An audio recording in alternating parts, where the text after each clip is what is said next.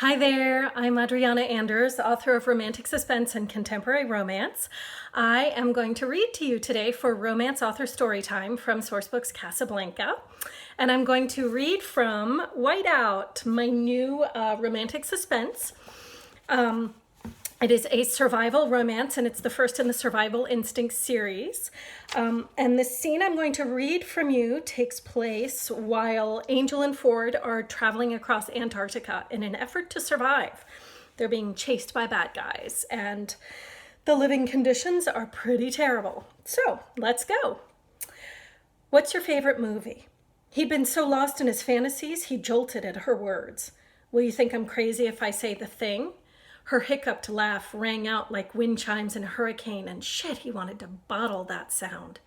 Yes, she sparkled, her smile wider than he'd seen it in days, her face relaxed.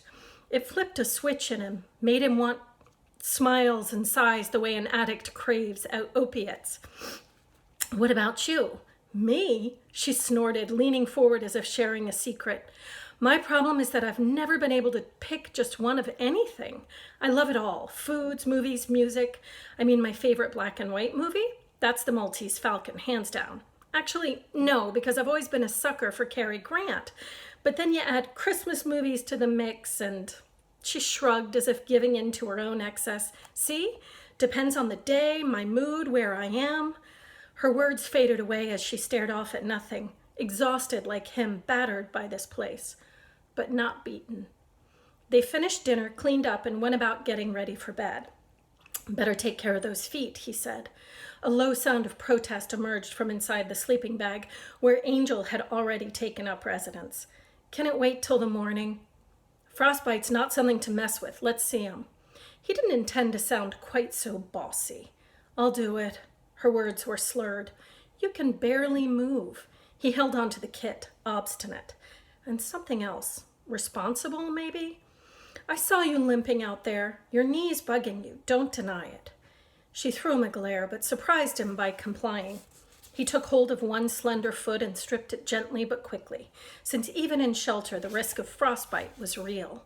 It was light in his palm, and mostly warm enough to alleviate his worry, though her toes were chilly. He touched each one. Any numbness? She shook her head. With great care, he peeled the bandages off, cleaned her skin, and reapplied fresh ones where needed, slipping the sock back on before starting the whole process with the other foot.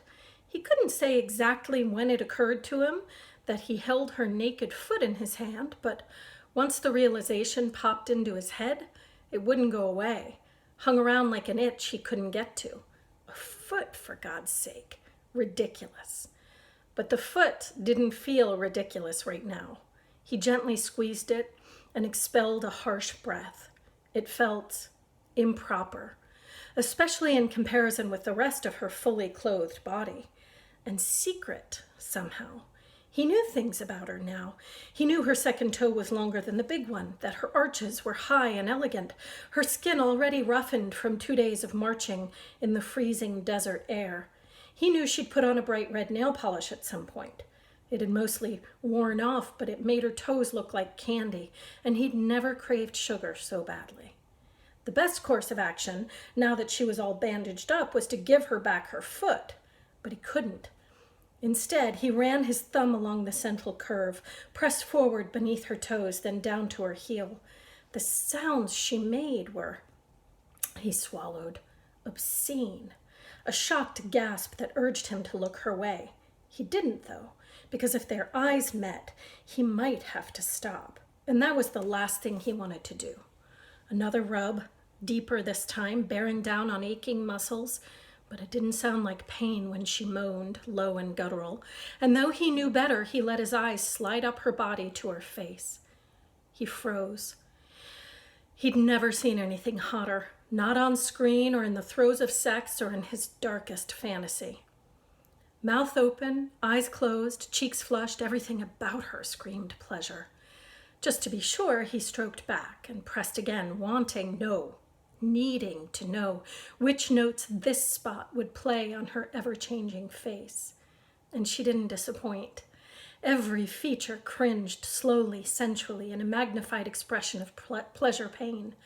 Sweeping up to caress her toes now was sheer torture because he was hard, shocking in this cold, and her reactions, though subtle, were more intimately real than any peep show.